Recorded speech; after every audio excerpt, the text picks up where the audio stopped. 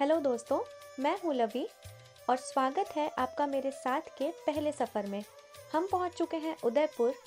उदयपुर सिर्फ एक शहर ही नहीं बल्कि इतिहास, शाही ठाट-बाट और प्रकृति के सौंदर्य का ऐसा संगम है जिसे देखकर हर दिल धड़क उठता है। वैसे तो इसे सिटी ऑफ लेक्स भी कहा जाता है, लेकिन सच कहें तो यह झीलों से सजी एक जादुई दुनिया है जहां हर बूंद में राजपूती आन बान और शाही ठाट बहता है। हमने आज दिन की शुरुआत थोड़ा लेट की है और हम सबसे पहले आ गए हैं फतेह सागर लेक और मैं आपको दिखाती हूँ फतेह सागर लेक का ये है बोटिंग पॉइंट।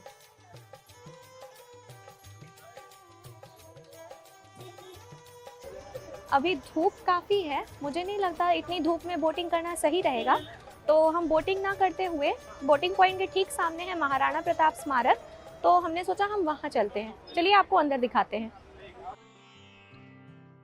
महाराणा प्रताप स्मारक स्थल के अंदर आने पर जो सबसे पहली चीज़ हमको दिखती है वो है एक म्यूज़ियम। ये म्यूज़ियम एक ट्रेजर ट्रोव है जो हमें राजपूताना इतिहास से जुड़ने का एक बेहतरीन मौका देता है। इस म्यूज़ियम में 2 फ्लोर हैं। पहले फ्लोर पर है ढेर सारी पेंटिंग्स और पोर्ट्रेट्स, जबकि दूसरे फ्लोर पे वेपन्स और फोर्ट्स के 3D मॉडल्स हैं। ये महाराणा प्रताप की एक तस्वीर है जो ये डिपिक्ट कर रही है कि कैसे महाराणा प्रताप ने हल्दी घाटी के युद्ध से पहले भील समुदाय के लोगों को इकट्ठा करके और उनको युद्ध करने के लिए प्रेरित किया था, उनमें एनर्जी भरी थी। यहाँ पर अकबर और महाराणा प्रताप के बीच एक्सचेंज हुए लेटर्स भी हैं जो ये बताते हैं कि कैसे अकबर ने बार बार महाराणा प्रताप को अपने अधीन करने की कोशिश की थी, जबकि हर बार महाराणा प्रताप ने इस प्रस्ताव को ठुकराया था। पेंटिंग्स देखने के बाद अब हम आ गए हैं नीचे के फ्लोर पर, जहाँ 3D मॉडल्स और वेपन्स रखे गए हैं। इन 3D मॉडल्स में बहुत ही शानदार डिटेलिंग की गई है। इन मॉडल्स की डिटेलिंग से ही पता चलता है कि जो रियल फोर्ट्स हैं वो कितने भव्य होंगे। मैं तो ये मॉडल्स देख के इतनी एक्साइटेड हूँ कि अपना अगला ट्रिप चित्तौड़गढ़ और कुंभलगढ़ के लिए ही प्लान कर रही हूँ। 3D मॉडल्स को देखने के बाद अब हम आ गए हैं हॉल की दूसरी तरफ, जहाँ पर वेपन्स रखे हुए हैं। यहाँ पे कितने अलग अलग तरह के अस्त्र और शस्त्र दिख रहे हैं हमें, भाला, तलवार, ढाल, तीर कमान और ये इसे कहते हैं जिरह बख्तर, जो पहले युद्ध के समय लोग पहनकर जाया करते थे अपनी सेफ्टी के लिए। म्यूजियम देखने के बाद अब हम निकल रहे हैं आगे की ओर। ये जो महाराणा प्रताप स्मारक स्थल का कैंपस है ये काफ़ी बड़ा है और एंट्रेंस पे ही अपने व्हीकल के लिए थोड़ा सा एक्स्ट्रा चार्ज देकर आप अपने व्हीकल से अंदर आके घूम सकते हैं, क्योंकि अंदर सड़कें काफ़ी अच्छी और चौड़ी बनाई गई हैं।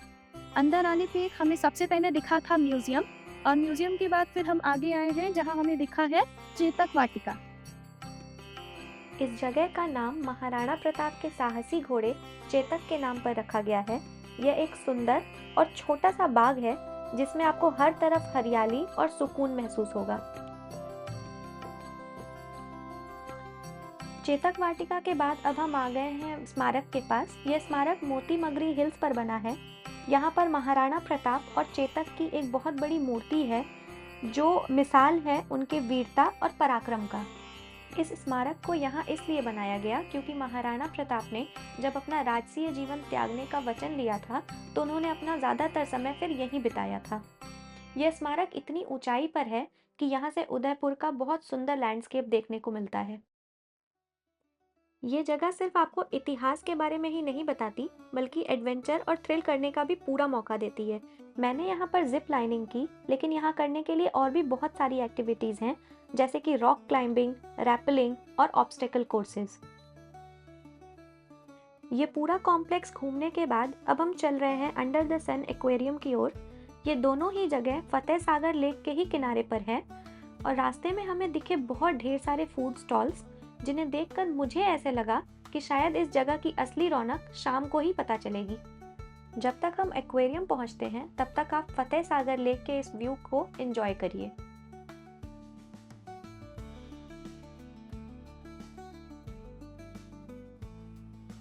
महाराणा प्रताप म्यूजियम से निकल के अब हम आ गए हैं अंडर द सन एक्वेरियम। ये दोनों ही जगहें फतेह सागर लेक के किनारे पर हैं। अभी हम अंदर जाते हैं और देखते हैं हमें क्या कुछ दिखता है अंदर देखने में।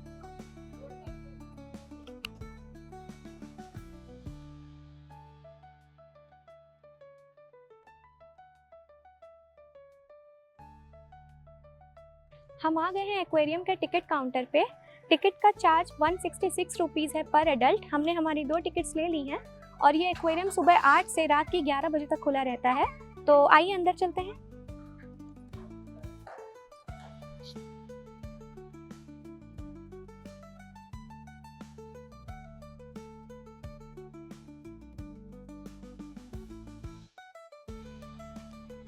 ये एक्वेरियम लगभग 125 मीटर लंबा है, जिसके अंदर 150 से भी ज़्यादा अलग अलग स्पीशीज़ की फिशेस हैं, जिनमें से ज़्यादातर एग्जॉटिक हैं।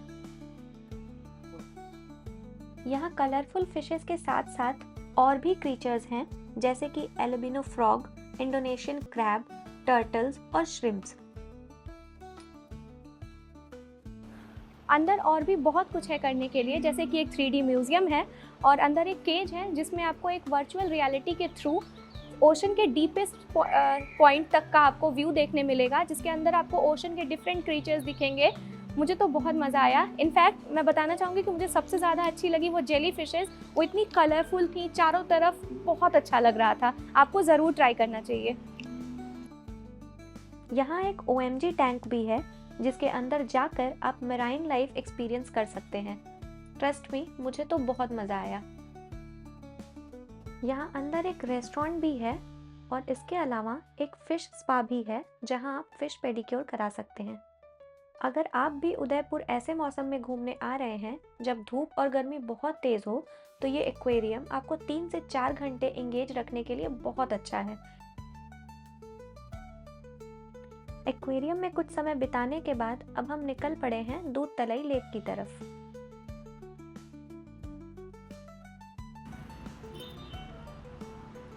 शाम हो गई है और हम आ गए हैं दूध तलाई लेक पे। ये लेक पिछोला लेक के पीछे ही है। थोड़ा छोटा है पर काफ़ी खूबसूरत है। चारों ओर से सफ़ेद वॉल से घिरा हुआ है। इसका आर्किटेक्चर बहुत खूबसूरत है। आई एम श्योर यहाँ पे मॉर्निंग या इवनिंग वॉक का अलग ही मज़ा होगा।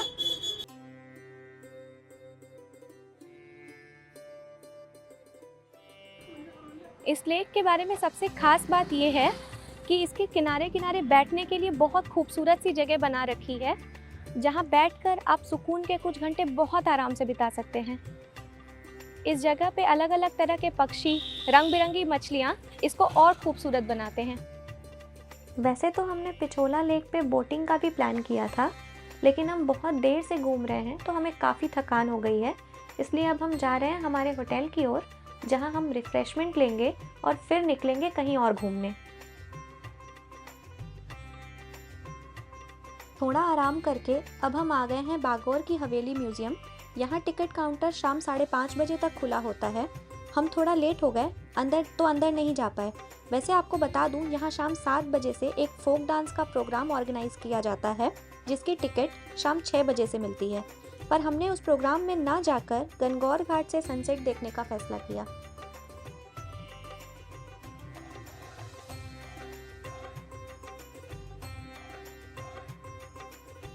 ये घाट एक रॉयल फील देता है। गणगौर घाट पिछोला लेक के किनारे है। इस घाट से यहाँ की ट्रेडिशनल वैल्यूज़ जुड़ी हैं, क्योंकि यहाँ पर हर साल गणगौर फेस्टिवल अरेंज किया जाता है, जो बेसिकली एक शोभा यात्रा है जो शहर के अलग अलग हिस्से से होकर यहाँ आती है और लास्टली यहाँ पर शंकर पार्वती जी की पूजा की जाती है। इस पूजा के दौरान लाखों दिए एक साथ पानी में तैरते दिखते हैं, जो बहुत ही मेस्मराइजिंग लगते हैं। सनसेट का व्यू भी यहाँ से बहुत अमेजिंग है। यहाँ पे कभी कभी लोकल म्यूजिशियंस लाइव परफॉर्म करते हैं, जो सनसेट का एक्सपीरियंस और भी मैजिकल बना देते हैं। तो ये कहना गलत नहीं होगा कि अगर आप फोटोग्राफी पसंद करते हैं तो ये एक परफेक्ट स्पॉट है गोल्डन आवर शॉट्स के लिए। तो हम आ गए हैं गणगौर घाट से बाहर, और बाहर आते ही मैं बहुत खुश हूँ, क्योंकि अब मैं करूँगी अपना सबसे फेवरेट काम, शॉपिंग। क्योंकि यहाँ से बाहर आते ही हमें इतनी सारी दुकानें दिखती हैं जहाँ पे ट्रेडिशनल फुटवेयर से लेके आउटफिट्स, बैग्स, सब कुछ मिल सकता है। तो आइए देखते हैं हम क्या क्या ले सकते हैं।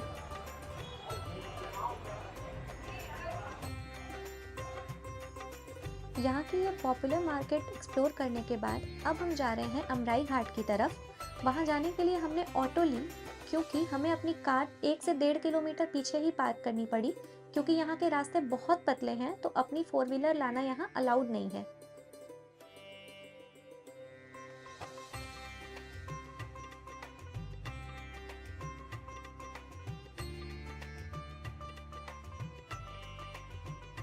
गणगौर घाट के बाद अब हम आ गए हैं अमराई घाट पे। असल में ये दोनों घाट लेक पिचौला के किनारे हैं और एक दूसरे के आमने सामने हैं। अभी जो हम खड़े हैं अमराई घाट पे हैं और वहाँ ठीक सामने हम देख सकते हैं गणगौर घाट। ये दोनों ही घाट आने के लिए अगर आप अपने 2 व्हीलर से हैं तो आप बहुत ईजिली आ सकते हैं, लेकिन अगर आप 4 व्हीलर से आते हैं तो आपको 1 से 1.5 किलोमीटर दूर अपनी गाड़ी पार्क करके यहाँ ऑटो से ही आना होगा, क्योंकि रास्ते बहुत पतले हैं। यहाँ से भी आपको बहुत अमेजिंग व्यू मिलेगा, मैं आपको दिखाती हूँ।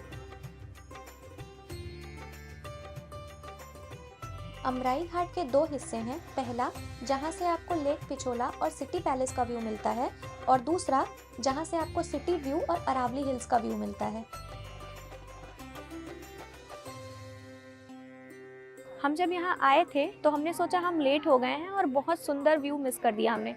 हाँ, शायद कर दिया, सनसेट व्यू तो हमने मिस कर ही दिया है, पर सनसेट के अलावा भी आप देखिए यहाँ से जो ये दूर टिमटिमाती सी रोशनी दिख रही है वो इस लेक के व्यू को और कितना खूबसूरत बना दे रही है। और सबसे अच्छी बात, ये इस घाट का पीछे का हिस्सा है जहाँ से हमको अरावली हिल्स भी दिख रही हैं।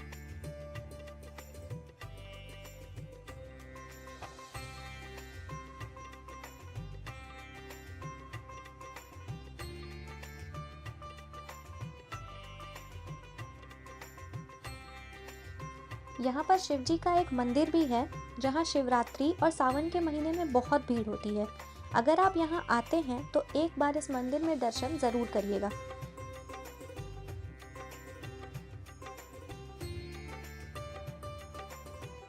हमने पूरा अमराई घाट एक्सप्लोर कर लिया है और मेरे हिसाब से ये एक परफेक्ट टाइम है फतेह सागर लेक जाने का। तो अब हम चलेंगे फतेह सागर लेक की तरफ।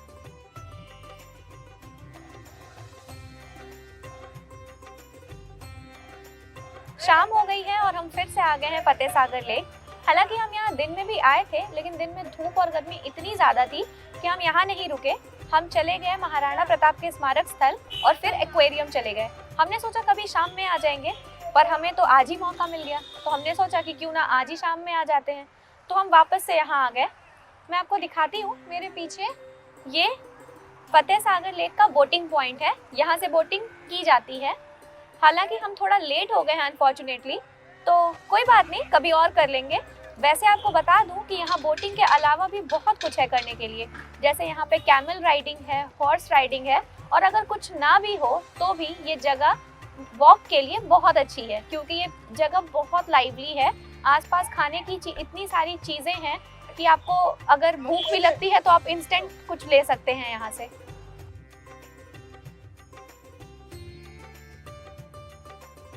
फतेह सागर लेक पर कुछ वक्त बिताने के बाद अब समय आ गया है आज के दिन को ख़त्म करने का। आज हमने काफ़ी सारी जगहों को एक्सप्लोर किया, पर ये तो सिर्फ शुरुआत है। नेक्स्ट वीडियो में हम एक्सप्लोर करेंगे और भी कई सारी एक्साइटिंग जगहों को। तब तक के लिए कीप एक्सप्लोरिंग। और अगर हमारा वीडियो आपको अच्छा लगा हो तो लाइक और सब्सक्राइब ज़रूर करें। तब तक के लिए बाय बाय।